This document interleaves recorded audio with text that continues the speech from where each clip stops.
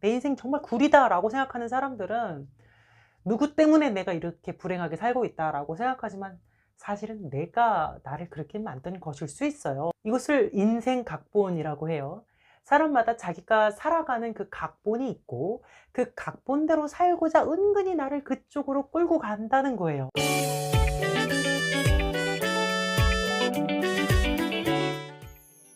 어렸을 땐 부모가 되게 절대적인 존재거든요.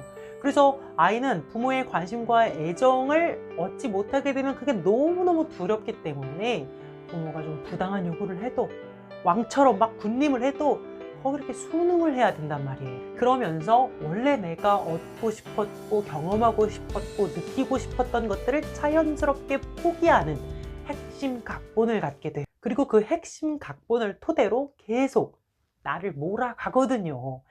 예를 들어서 사람들은 나를 안 좋아할 거야. 사람들은 내가 표현을 하면 부담스러워할 거야. 난 사랑스럽지 않아. 나는 잘할 수가 없어. 등등등. 이렇게 각본 신념을 만들고 그걸 입증하기 위해서 상상을 하고 예전에 그랬던 기억들을 막 떠올리면서 나를 계속 그쪽으로 몰아가요. 내가. 그래서 상대방으로부터 계속 그런 반응을 막 끌어내면서 내가 실제로 사랑스럽지 않고 사랑받을 수 없도록 내 감정을 표현하면 부담스러운 사람이 되도록 내가 실제로 그 일을 잘 할 수 없도록 만든다는 거예요. 누가? 내가. 그러니까 이 각본의 처음 출발이 어디였어요?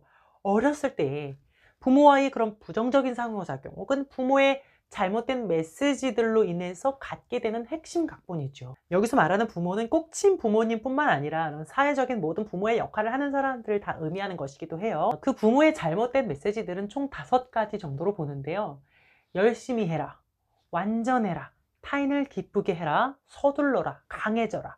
근데 이 메시지들은 보통 부모가 이렇게 직접적인 말로 한 게 아니에요. 말로 설명해주는 메시지는 별로 그렇게 강력하지가 않아요. 부모가 비언어적으로 주는 메시지들, 그들의 삶으로 보여주는 메시지들이 내 삶에 되게 깊이 들어와서 박히게 되는 거죠. 완전하게 하라라고 말한 적이 없지만 내가 한 행동이 완전했을 때만 부모에게 이렇게 수용되었던 거예요. 그리고 무엇이든지 막 세밀하게 체크하고 이렇게 흠이 있어서는 안 됐던 거예요. 혼났던 거죠. 그리고 부모 또한 이러한 완벽주의자였던 거죠. 그러니 무의식적으로 보고 배우는 거예요. 이 사람들은 주로 이렇게 신체적으로 긴장을 해요. 그리고 책임감이 강하고 일 중독자들이 많아요. 자세도 항상 이렇게 바르고 막 예의 바르고 정갈합니다. 또 이렇게 부모가 야, 강해져라 라고 말한 적은 없지만 내가 좀 울거나 내 감정 표현을 하거나 내 욕구를 표현했을 때에는 어린애처럼 이렇게 철없이 굴지 말라고 이렇게 꾸중을 들었던 거예요. 이 사람들은 좀 몸이 뻣뻣하고 자신의 이렇게 감정을 나 기쁘다 슬프다 이렇게 표현하지 않고 되게 사건을 묘사하듯이 말해요. 내가 아닌 3인칭을 쓰면서 나는 그래서 기분이 좋다가 아니라 그것은 기분이 좋다 이런 식으로 자신의 감정을 직접적으로 잘 드러내지 않습니다. 왜냐하면 강해져야 했기 때문에. 또 부모가 열심히 해라 라고 말한 적이 없지만 오직 내가 열심히 무엇인가를 노력했을 때만 부모에게 좋은 존재로 받아들여졌던 거예요. 그래서 내가 지금 열심히 하고 있는 이거를 끝낼 수가 없어. 완성할 수가 없어. 끝낼 때가 다가오면 두려워. 내가 만약에 이 일을 완성한다면, 성취한다면 난 더 이상 할 게 없기 때문이죠. 열심히 살 수가 없기 때문이에요. 이것도 부모가 이런 삶의 태도로 살았던 거예요. 직업을 뭐 계속 바꾼다든지 뭔가 이렇게 성취할 만 하면은 그만두고 다른 일을 한다든지 계속 노력만 하는 삶의 태도로 산 거예요. 이 사람들은 위나 어깨도 되게 긴장돼 있어요.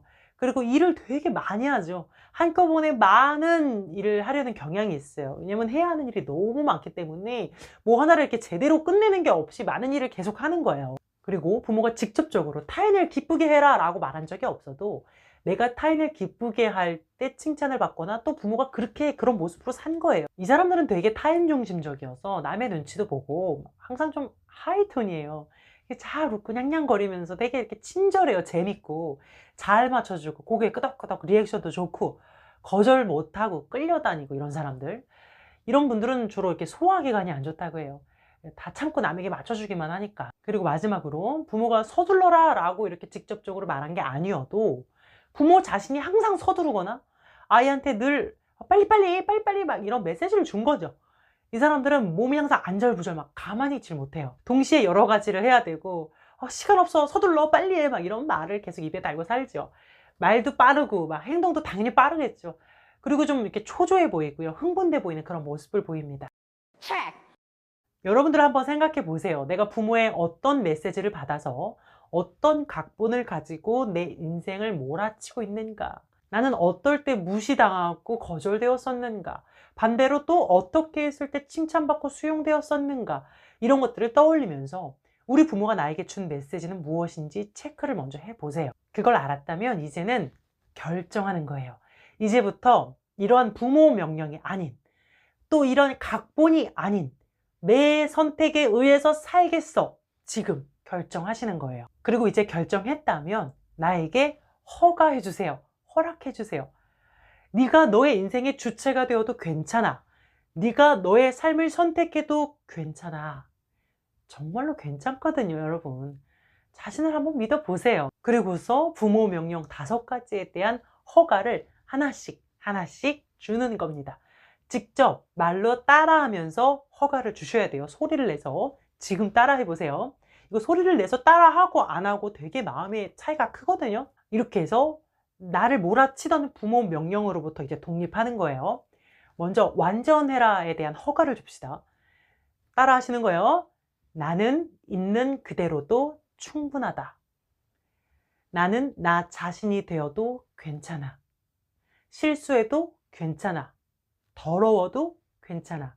인간적이어도 괜찮아. 그 다음은 강해져라에 대한 허가 명령을 한번 따라해 보세요. 일시정지하고 따라 하셔야 돼요. 내가 원하는 것을 표현해도 괜찮아. 마음을 열고 감정을 표현해도 괜찮아. 강하지 않아도 괜찮아. 다음은 열심히 하라에 대한 허가 명령을 따라해 보세요. 그것을 성공해도 괜찮아. 너는 지금도 충분히 아름다워. 나 자체로도 좋아. 인생을 즐겨도 돼. 내가 하고 있는 것을 끝마쳐도 괜찮아. 그 다음은 타인을 기쁘게 해라에 대한 허가 명령을 한번 따라해 보세요. 너 자신을 생각하고 존중해도 괜찮아. 너 자신을 기쁘게 해라. 너의 판단을 의지해도 괜찮아. 다른 사람의 감정에 반응하지 않아도 괜찮아. 너는 사랑스러워. 자, 마지막 서둘러라에 대한 허가 명령을 따라해 보세요. 너의 시간을 가져도 괜찮아. 지금 이 순간을 즐겨도 괜찮아. 어때요? 불편하세요? 받아들여지지 않고 막 그러세요? 일단은 이렇게 말로라도 허가를 주시고 조금씩 말한 대로 이대로 실천을 해보세요. 처음부터 잘 되지는 않을 거예요. 그래도 뭔가 이렇게 조금씩이라도 노력을 했을 때 먹히면 다행인데 전혀 되지 않는구나 싶으시면요, 마음속에 해결되지 않은 이렇게 원망과 상처가 이렇게 꽉 막혀 있을 수 있거든요. 그런 경우에는 꼭 상담을 통해서 치료받으실 것을 권장드립니다. 내가 주체가 되어서 자율성을 회복하시면 좋겠습니다. 여러분 충분히 그럴 만한 가치가 있고요. 그래도 되거든요. 지금껏 힘겹게 사느라 고생이 많으셨습니다. 이제부터 자유로워지시길 바랄게요. 다음 영상에서 만나요. 웃음을 주는 따뜻한 상담사 옥사였습니다.